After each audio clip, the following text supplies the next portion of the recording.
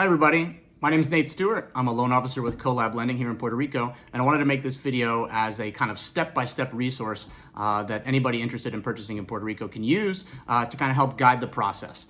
Because I found a video by a guy named Jeff at the Retire Mentality YouTube channel, which I highly recommend. I'll put a link so you can check that one out too, because I think it's a really good resource. But that video is now a little bit, it's a couple years old, and also he purchased cash. And so I'm going to be talking more about what things will look like if you're going to go more the financing option, like purchasing with a mortgage. But that was a really, really good video. And so well done to you, Jeff. Awesome video if you see this. But I wanted to kind of update it and offer some of kind of my own perspective on it. So I'll also try to stay on task. I have a tendency to be long-winded. So I'll do my very best to keep this as brief as it can be, but as detailed as I think it should be. So anyway, let's jump in.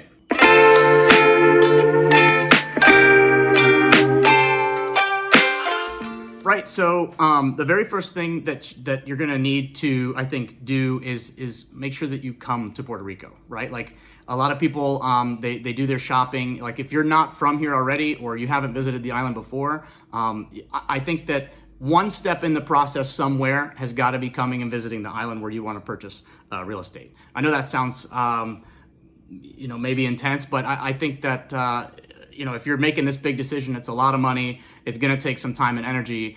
Best do the most diligent thing and actually come here for a decent amount of time, which is, I would say a solid couple of days. A weekend is likely going to be too short. The island isn't huge. It's only like 30 miles north to south, but 100 miles east to west. But it's super diverse. There's so many different things and stuff to see. I mean, unless you just want to come and that's all you want to do is look for real estate in a weekend, by all means. But you'll probably, it's easy to find some fun stuff to do here. So definitely coming to the island is going to be one. I think another general tip here at the top is kind of know what it is that you want. Know if you want a single family home, know if you want a condominium, know if you want townhouse or not any of those things.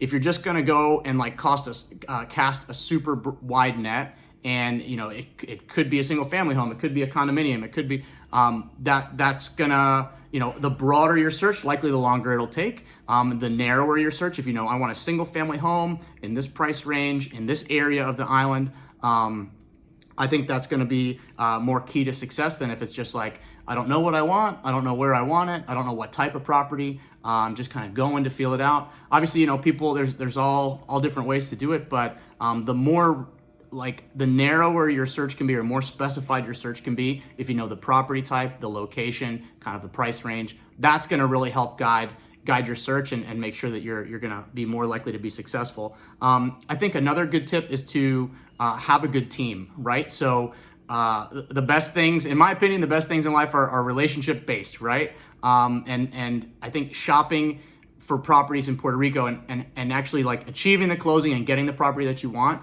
is it's going to come down to who you know and how good your relationships are, because it can be challenging to get. I think this is something that Jeff on the other video mentioned, and it was really good advice. It can be challenging to get good advice in Puerto Rico sometimes because a lot of things in Puerto Rico are less standardized than if you're from North America. It's a lot less standardized here, and so you're gonna need a good team. And I'm gonna go through like different members of your team that I'd recommend that you build as you go through the process. But having a good team that can get you good information is gonna be key.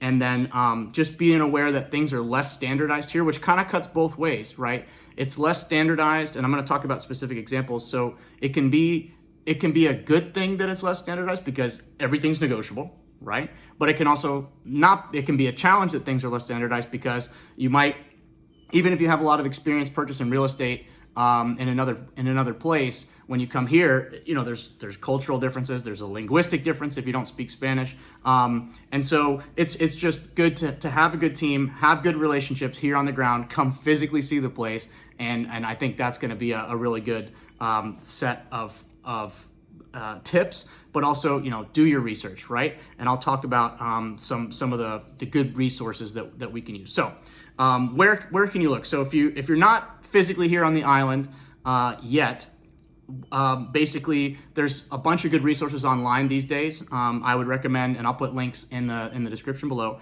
Clasificados it's basically like a Craigslist essentially, but for Puerto Rico.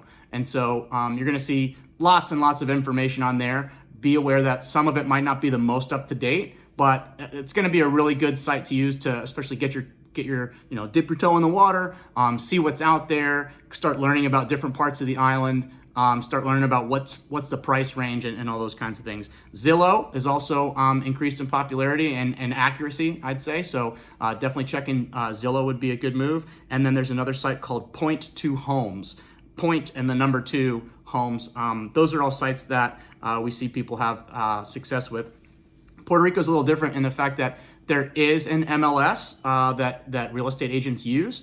However, it's not used quite as widely as it might be in other parts of the U.S. Right? So that could definitely be a resource. But these other ones are Clasificados, Zillow, and Point to Homes. They're free. It's easy for you to just hop on there and poke around and start learning kind of what you're gonna like and where you're gonna look and all those things. So if you're not sure if it's gonna be your primary home or a second home like vacation home or an investment property, that's definitely a question to nail down, because that's going to, especially if you're going with a financing option, that big time, whether it's your primary home, second home, vacation home, or investment property, that has big kind of like that one decision has big kind of consequences later in terms of interest rates, monthly payment, down payment, all those kinds of things kind of flow from there. So that's definitely going to be something that you're going to want to nail down and know what's the property going to be for.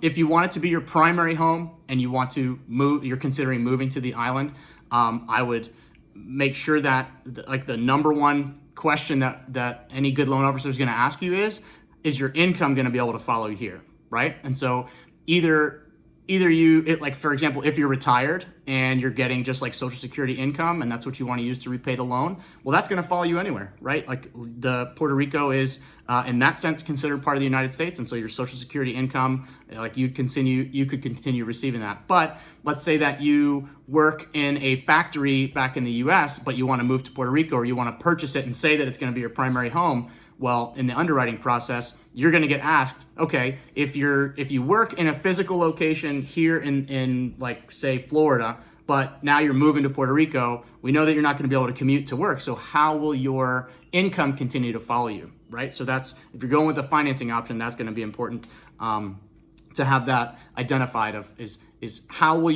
what income are you going to use to pay off the loan, and is that income gonna follow you if you move to the island? Another like a really common way that folks can move to the island and buy a primary home is if they can work virtually, right? If you can get a letter from your employer saying that you're allowed to work 100% virtual, well then whatever the job is that you're doing and wherever you're doing it, we'll know that your income will follow you, and so we could help you purchase a primary home here in Puerto Rico that way. Alrighty. So the next question that I wanted to get to here, do you hear me with my notes here? So I wanted to make sure I got everything. Is where to buy. So like a super common question that I get is like, where's good to buy? That's a super hard question to answer. I think that the island, though it's not that big geographically, it's huge in terms of the diversity of types of places, the diversity of things that it offers in different locations, right? So a little primer here on the different areas and kind of living here, how local folks think about these different parts of the island. So probably one of the most popular areas on the island, at least for visitors, is going to be Old San Juan. Old San Juan is super duper popular, lots going on. It's one of the oldest parts of the island. It's like hundreds and hundreds of years old, lots of history, lots of stores, lots of restaurants, lots going on. That's where the cruise ships dock.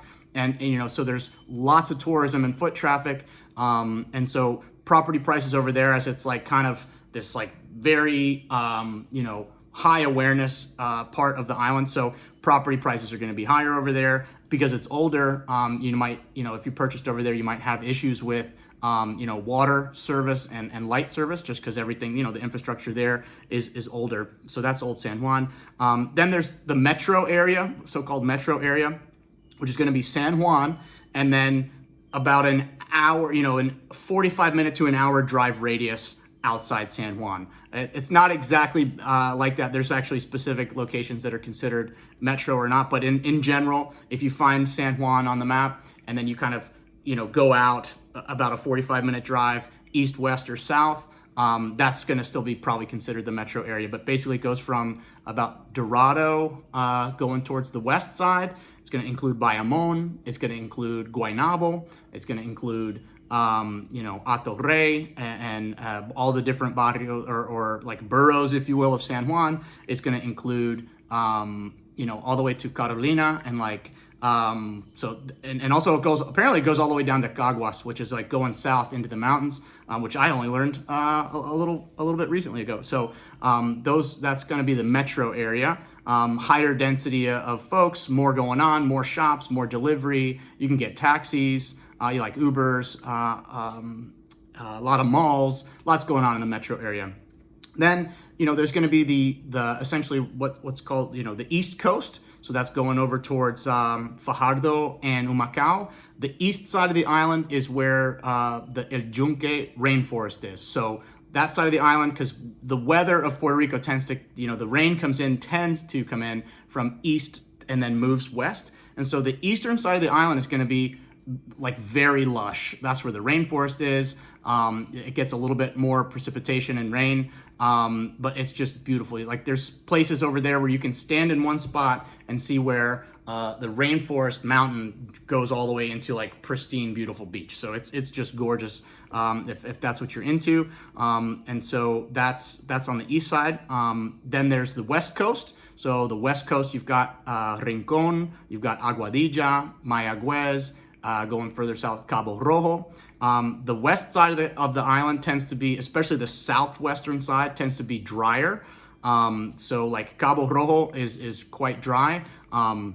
So that's something to keep in mind. Make sure if you're looking over there that if you find a place that you like, make sure that it's got good water service, and or like a cistern, right? Like a tank of water that you would have as an option there, because especially if it's like an investment property or if you're living there full time to get there, or vacation time, any use of the property, if you get there and there's not water service, well, that would obviously gonna suck. So, but that's the west coast side of the island.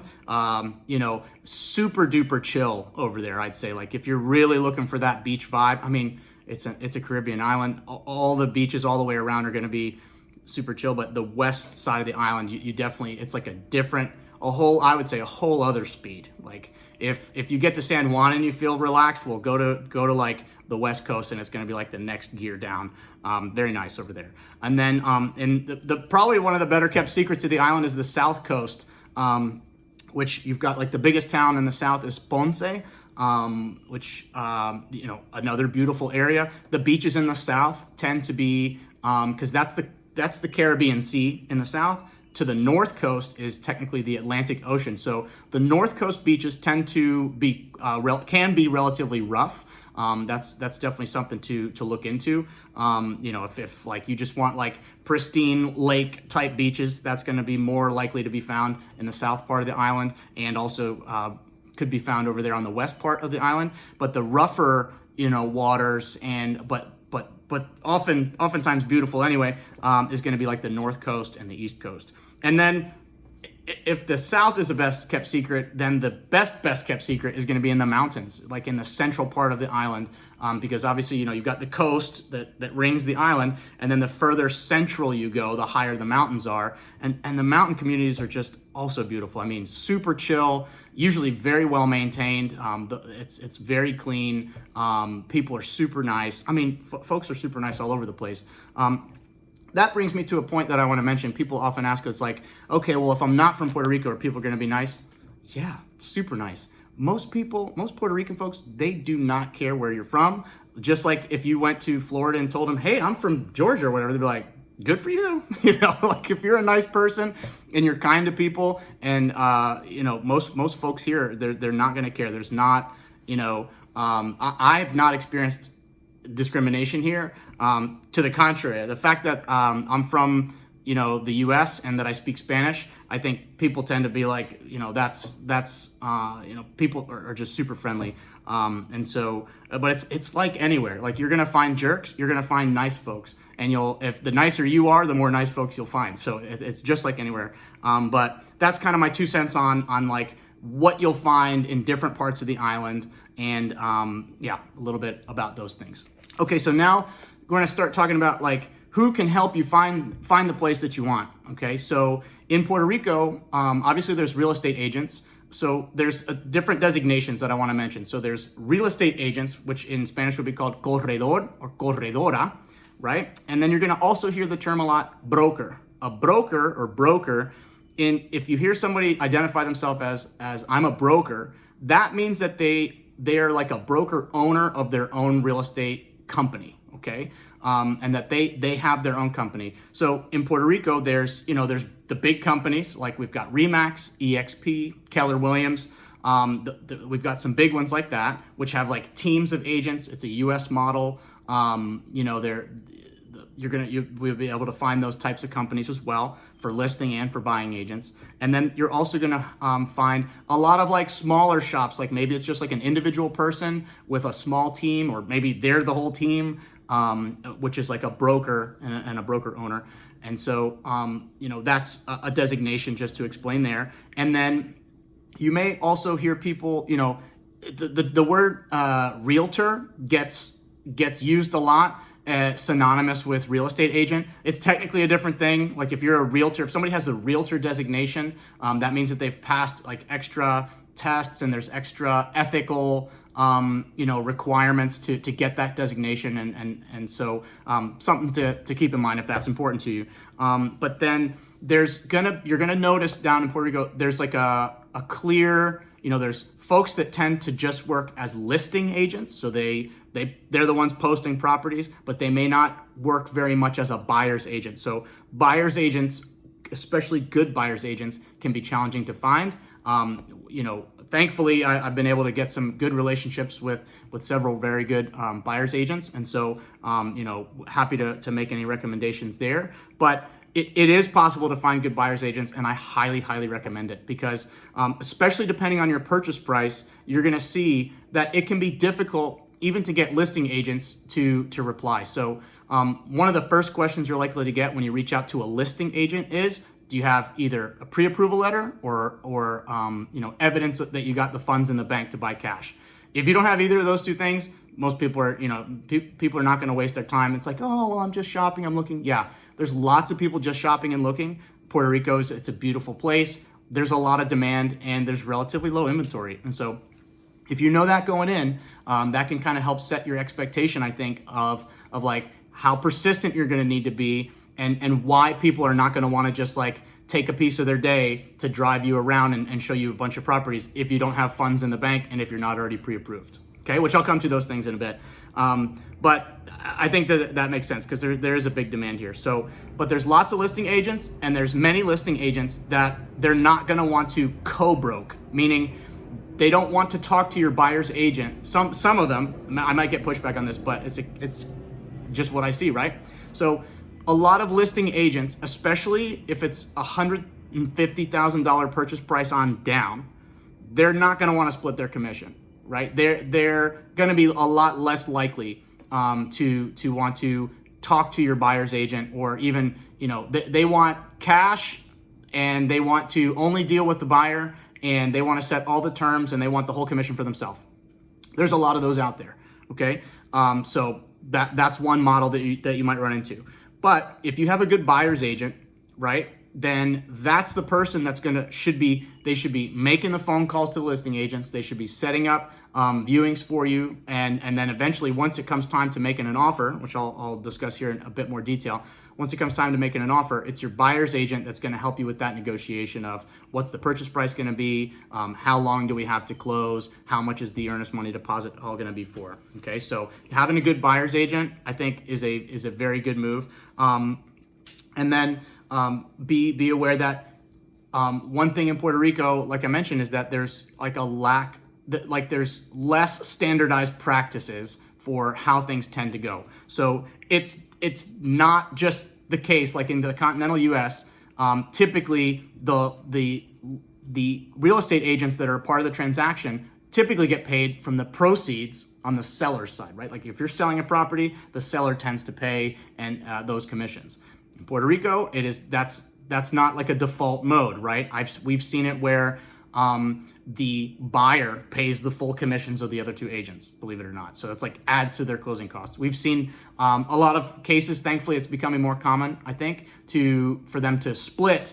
That the buyer and the seller each pay their own agents their pieces of the commission. So it could be split 50-50, or it could be the more traditional where the seller pays both of the agents. But that's definitely something that you're going to want to negotiate, something that you're going to want to have clear and definitely in your contract. Okay, so that's kind of about the real estate agents, and it's also like any other place. Agents are localized, right? They could probably help you find places all over the island, but most agents are going to know one area or a few areas a lot better than the other places on the island. So for example, if you're calling lots of agent, if your buyer's agent is located in the metro area, but you're interested in looking in Ponce, it's likely that they'll be able to help you and make some connections and make some phone calls. But driving you all the way there or meeting you all the way there in a place like that might be a big ask. So, get it kind of specific, do the research, try to find out what it is that you're looking for and where, and that'll help save you a lot of time and make your efforts a lot more efficient, and you'll be more likely to be able to find a place and buy it. Okie doke. The next topic I'll talk about just briefly is if you should get a lawyer. My recommendation is have somebody that is working on your behalf, right? Because if you're going in there on your own, you're going to do all the searching on your own, and you're just going to talk to listing agents. Well, and there's not, as I mentioned, like in Puerto Rico, the purchase agreements it's not a standard document, right? So they can write whatever they want into the purchase agreement.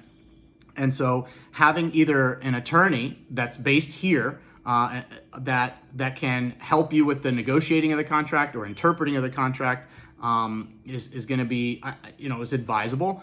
If not an attorney, then definitely like a good buyer's agent, right? But attorneys, they charge attorneys fees, and so they're going to have their own piece, which could add to your costs. But probably going to be worthwhile, especially if you're not from here, don't speak Spanish. It's going to be highly recommended that you have somebody like a good attorney and or buyer's agent that's working on your behalf to make sure that your interests are protected. Okay, so let's talk about the money, right? So there's two ways that you can purchase a property. This goes for anywhere, either cash or with financing and getting a mortgage to make the purchase. So if you're going to go with cash, in Puerto Rico, cash is king, like anywhere else. Many of the deals here in Puerto Rico are done in cash, and there's different reasons for that. I think one big reason is because the traditional lenders, which I'll get to in a minute, they've kind of done a poor job, in my opinion, of servicing borrowers and servicing clients, and so consequently, most deals or many deals, especially recently, were getting done in cash. Just people bringing all the cash and buying the places flat out like that. So cash, if you can go with cash, great. It's going to be faster, right? You can close in like 2 weeks to a month. There doesn't need to be an appraisal. So if you're happy with the asking price, you don't have to have it appraised if you go with cash, and you don't have to have it inspected. Highly recommend that you do, but you wouldn't have to, right? So if you're really looking to move fast, if you're really looking to just like you found the place, you're in love with it, you don't care how much they're asking, you don't care, to find if anything's wrong with it, you just want it, cash is going to be the answer. And then let's talk now about if you're going to buy it with a loan, right? If you're going to get a mortgage and financing. So the landscape of lenders in the island is, there's the big traditional banks. There's Banco Popular, Oriental, First Bank. Those are like the big three. There's PenFed. So the big traditional banks, like the first question we always get working in the mortgage world is, what do rates look like? Which is an understandable question. Like there's one thing that consumers have been taught to ask. It's ask about the interest rate. But if you just Google any of those banks that I just mentioned, and go onto their site and see if you just type in like mortgage or hipoteca with an H, like as if it was hipoteca. Google that in Puerto Rico and go look at what the interest rate is. It's probably going to be like what I looked up today, and this is in 2023. This is March 2023. They had conventional rates down in the 4s, and another bank had them in the 5s. Okay, and then you're going to see a little asterisk next to, or a number next to those interest rates.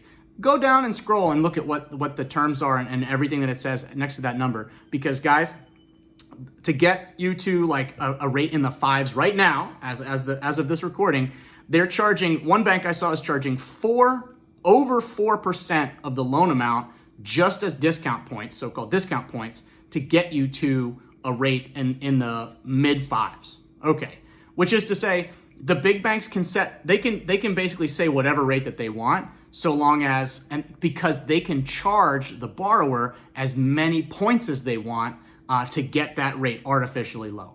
Okay, and so if you're okay with having sky high closing costs, you can get pretty much any rate that you want if you go with one of those big banks, but they are going to charge you for it, right? You're going to pay out of pocket a whole bunch of money to get that rate, and so maybe that's worth it to you. But the biggest complaint that we hear at Collab Lending and in our piece of it, because we're not a bank, right? We're brokers, which is a different thing, because we're able to, you know, we are able to kind of do the shopping for our clients and find out, you know, which loan program is going to be the best fit. We also try to, you know, be transparent as possible with people. It's like, you know, what are the rates actually most likely to be, and really more than the rate, we try to talk about the monthly payment, because the interest rate, you know, mortgage interest you can write off on your taxes, especially if it's your primary home. Like you get to write that off and it's tax deductible. And so the interest rate is mostly important because of how it affects your monthly payment. And so anyway, that's my 2 cents about the big banks and the rates. But the biggest complaint that we get is that the big banks, it's just hard to find somebody to pick up the phone.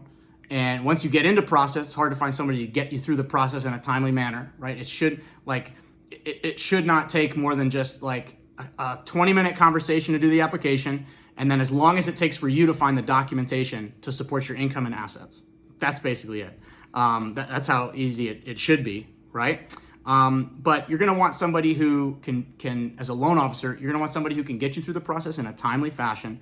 You know, if you just came here and you're visiting and you found the place that you really want, and then it's gonna take 2 weeks or a month to get pre-approved, like that's not agreeable, right? It can be done way faster, and we can do it in 24 hours. I mean, if somebody has the documentation, they know, you know, good credit, they've got the money in the bank, like a pre-approval can be quite fast. But you want somebody that can get you through the process in a timely fashion. You want somebody that's going to actually review your documents to calculate your qualifying income, because one of the main ways that deals fail is that, you know, so a borrower believes like, oh, well, I'm making all this money, I should be able to qualify for a loan. There's a difference between your gross income and your qualifying income for a mortgage, right? Qualifying income for a mortgage has got to be money that's shown on your tax returns. If it's not on your tax returns, it's not money that you can use to count as your income. Also, if you have a bunch of rental properties and all those rental properties are generating like an income for you, that's awesome, but that's usually, I mean, there's certain circumstances, but usually just rental income is not gonna count as a standalone source of income. Rental property income, if you have rental properties, it's gonna function to offset the carrying costs of those properties. If you're still netting an income from that, that's great. That's gonna help, and then we can use that and we apply it towards what's called the debt to income ratio. But that's a whole other video. I got to stay on task, right? So, but that's the idea, is that you need to find a loan officer that can accurately calculate your qualifying income. Because if they make a mistake with that, if you have if you have gaps in your employment history, or if you've, switched jobs recently, or if you switched from salaried, you were on a salary and now you're paid hourly, or if you're self-employed, please make sure that you're getting somebody looking and calculating your qualifying income very correctly. If you're self-employed or you're a wage earner or you've got changes to your employment in the past 2 years and somebody just gave you a pre-approval letter, be careful because so many deals break because the loan officer's like, how much do you make? Oh, that sounds good. Here's your letter. And they don't take the time to get the documentation or they don't review it correctly. And a lot of deals break during underwriting. And that's real painful because once you're at that point and the deal fails, you've paid for the appraisal, you've given over your earnest money deposit, which you may or may not be able to get back. You're invested, you're starting to see yourself in the property. So, make sure that the qualifying income gets done right. Okay, that's the spiel there. And then also you're gonna want to find a loan officer or somebody that can review your credit without hurting your credit, okay? It's not mandatory that we have to do a hard credit pull during the pre-approval process. In fact, I don't think that should be happening unless your credit is in the toilet, unless the scores are all beat up or you've got like some kind of a troubled credit history. A soft pull, a soft credit inquiry, that tells us everything we need to know. We get it within a matter of seconds. It's free. It doesn't appear as a credit inquiry on future reports. It's free to the borrower at the time. And it doesn't hurt your scores. So if the only option that somebody's giving you is, no, we got to do the hard pull, well, maybe find a different loan officer, because that's only the case if the credit is like borderline and like, ooh, it's kind of beat up, or maybe there's disputes or collections or these other things, then it might be necessary to proceed and do like the tri-merge credit pull. But that should be something that you're explicitly asked for your consent to do, and you have to explicitly give consent for somebody to do a hard pull. Otherwise, they should not be doing that. And so for us in our practice, we just do a soft pull, and that usually tells us everything we need to see, at least until you're going under contract, and then we're going to proceed, because it's a mandatory part of the process to go to underwriting to do later the hard pull. But yeah, so you got to find a loan officer that's going to look at your income documentation, your asset documentation, make sure that the funds that you'd like to use for the purchase you can use, and also your credit without hurting any of those three things. Okie doke. And then you're going to get a pre-approval letter. That pre-approval letter is what you can show to agents to prove, look, I have this, we're this confident, I'm approved up to this much, somebody's looked at my finances and we're confident that I can get to the closing table. And then, and basically the timeline typically for a finance deal is about 60 days. We get them done. We often get them done less than that, but that's about probably a good place in Puerto Rico to set the expectation, because there's a couple things. Once you go under contract, which is the next piece I'm going to talk about, once you go under contract, there's a bunch of things that need to happen, and 60-day timeline from when you make your offer, get it accepted, and sign the contract to closing is definitely a comfortable amount of time, I'd say. So up next, you've found the place, right? You've found it. You're ready to go. You're gonna write the contract. Here's a couple tips for the contract phase of the thing. Number one, like I mentioned, I think before, it's not a contract to purchase. In Puerto Rico, it's considered a option to buy contract, right? So that's why if you see on clasificados that a property is opcionada, it's optioned, that means that they're already under contract with someone. So that's something to keep in mind. It's also going to be recommended that you have your buyer's agent and or an attorney to help you with drafting of that contract, or review the contract if you got it straight from a listing agent. Because contracts in Puerto Rico, there's not a standard purchase agreement. There's not a standard contract, right? I've seen all different kinds, and just because it's written by an attorney, that does not mean it's going to be in your best interest, especially if it's an attorney on the seller side. And I've seen some of the worst contracts I've seen were done by an attorney. It didn't have the property's address. It didn't include how long it would be for, all these things. So, but your contract needs to include some specific things. One, it's got to include the price. Two, it's got to include, what the purchase is, how much it's going to be. Two, it needs to have the address needs to be perfectly clear and correct.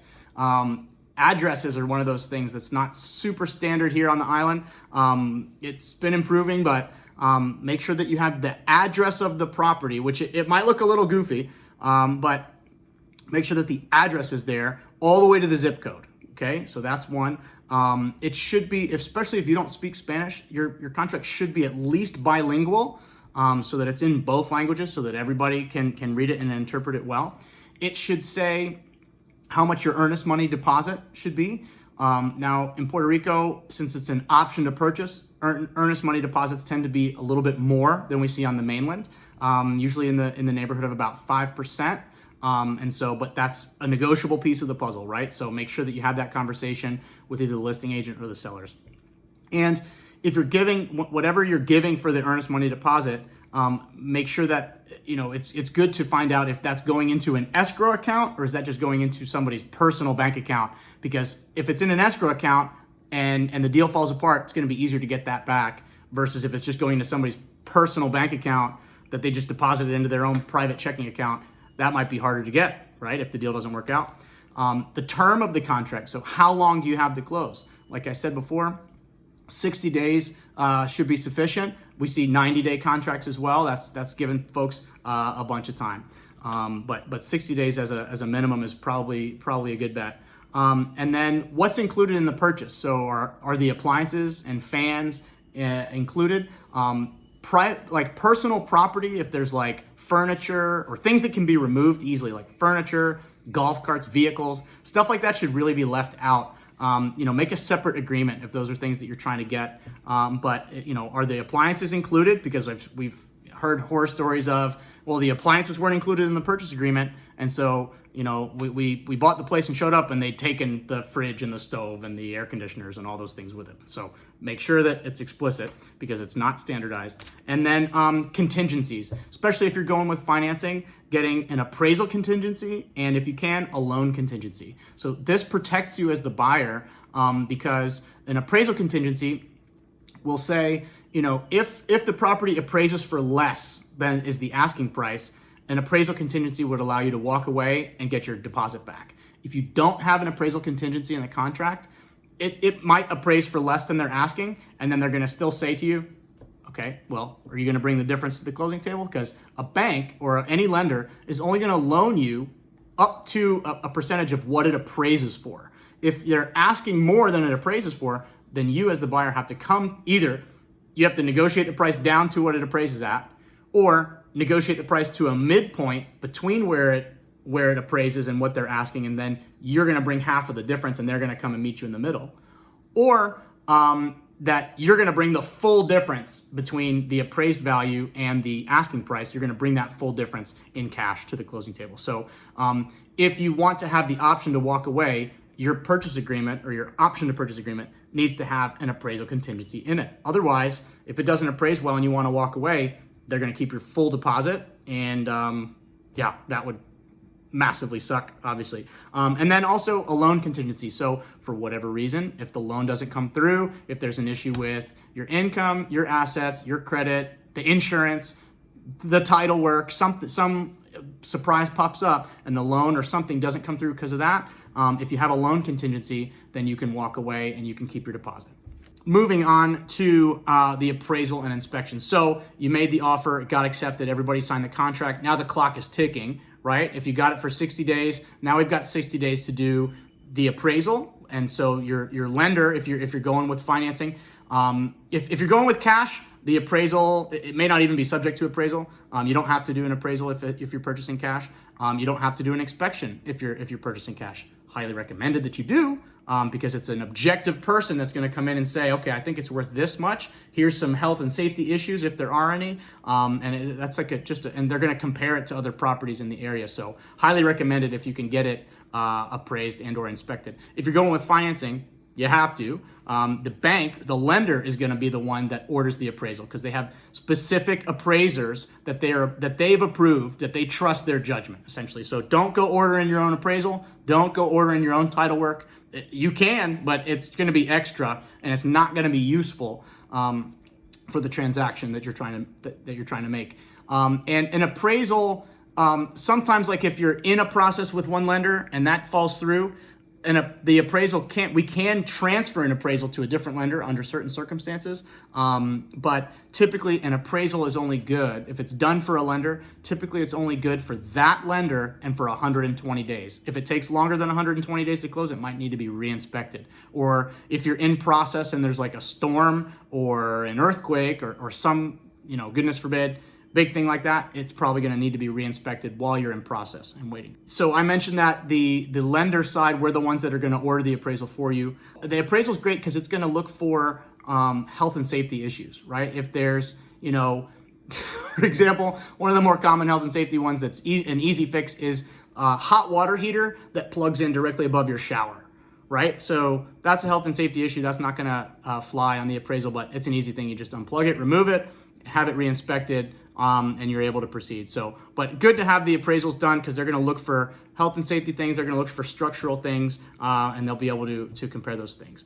And thankfully, right now, as of this recording, things have been appraising a lot better. There was a time where it was like nothing was coming in on value. Now we're starting to see like asking prices are coming down a little bit. People are not just setting their asking price with their ego. They're actually talking to a proper listing agent to set that asking price because, it doesn't help anybody if people are just trying to set the price with their ego and hope that they get, for the property that they love that's theirs, this massive amount of money. Those days are kind of gone. The market is shifting more in the favor on the seller side, thankfully, as of this recording anyway. And then basically the cost of the appraisal, that's going to depend on, the type of property. So condo is typically a little cheaper than a single family home. But if it's a multi-unit property, that's going to cost a little bit extra. Also, if it's like an investment property, those tend to cost a little bit extra. And the location can cost a lot more. For example, if you're looking for properties in Vieques, or Culebra, which are these little islands off the main island of Puerto Rico, those appraisals can cost significantly more. So be ready for a higher appraisal cost out there. Another step in the process too, once the appraisal's done, and that is getting insurance for the property, right? If you're purchasing it with financing, it's going to have to be insured for like a replacement if something were to happen to it.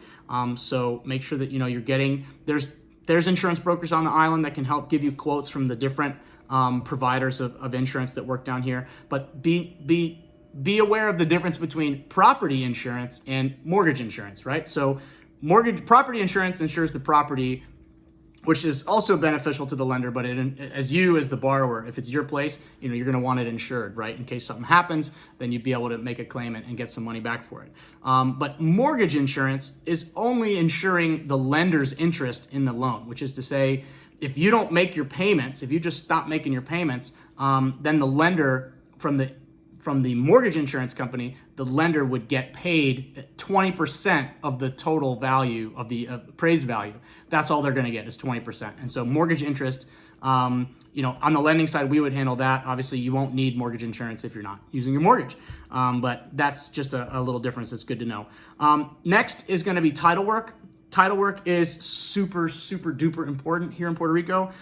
We see a lot of issues with like inheritance stuff, like, grandma and grandpa had the place, grandpa passed, grandma, we didn't update the will, and then there's like, they have some kids, and the kids maybe don't get along, and when grandma goes, well, who's getting the property, who's really the rightful heir, and who gets to say if it can be sold or not. Making sure that you have a clean chain of title, and that there's not any inheritance issues, that there's not any CRIM.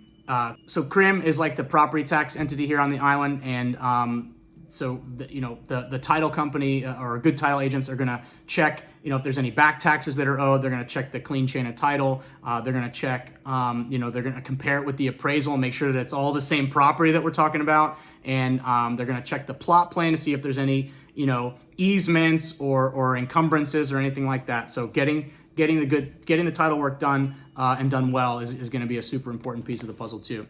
All right, so now you've gotten to the closing. Congratulations, big step. You've done a lot of work. You're there. It's time to go. A couple notes about closings in Puerto Rico. One is that Puerto Rico is a wet sign territory. Okay, you have to physically be at the closing. You and the sellers all have to physically be there at the same time on the same day. Usually, it doesn't have to be. It does have to be the same day typically, and that you can basically everyone has to physically put pen to paper there together and to sign to get it to close. So that's an important thing. If you can't physically be here, there's not a way to do like an e-sign or send the documents or anything like that. You have to physically be here. It has to be notarized by a licensed attorney in Puerto Rico. Okay, so you'll have to be there. It's a wet sign territory.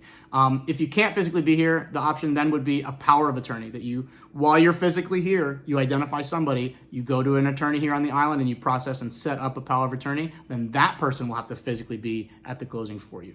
But it's going to be everybody together, you and the sellers. So during the negotiation process, remember, you're gonna be looking them in the eye, most likely, when it comes to closing time.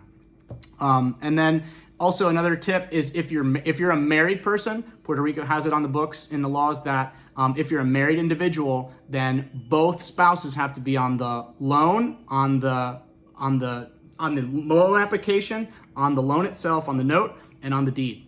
Okay, so there's a way around it. If you just wanted to purchase something in your own name and you're married, you can, but you're going to need what's called a post-nuptial agreement, where you and an attorney would need to meet face-to-face because it has to be all notarized. You give them a certified copy of your wedding certificate, marriage certificate, and about a $500 fee usually for them to file the paperwork. And then you'd be able to proceed to purchase a property on your own, even if you're married.